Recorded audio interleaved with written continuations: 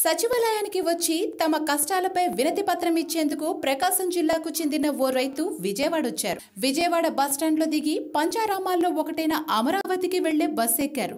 ఎక్కడికి వెళ్లాలని కండక్టర్ అడగగానే అమరావతికి ఓ టికెట్ అని రైతు 100 నోటు తీసిచ్చారు.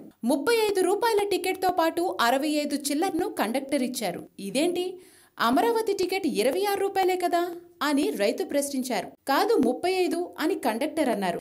లేదయ్యా, మా ఊళ్ళో వాళ్ళు చెప్పారు విజయవాడ నుంచి అమరావతికి టికెట్ 26 రూపాయలే అని రైతు చెప్పారు. కండక్టర్ కొంత అయోమయంలో పడ్డారు.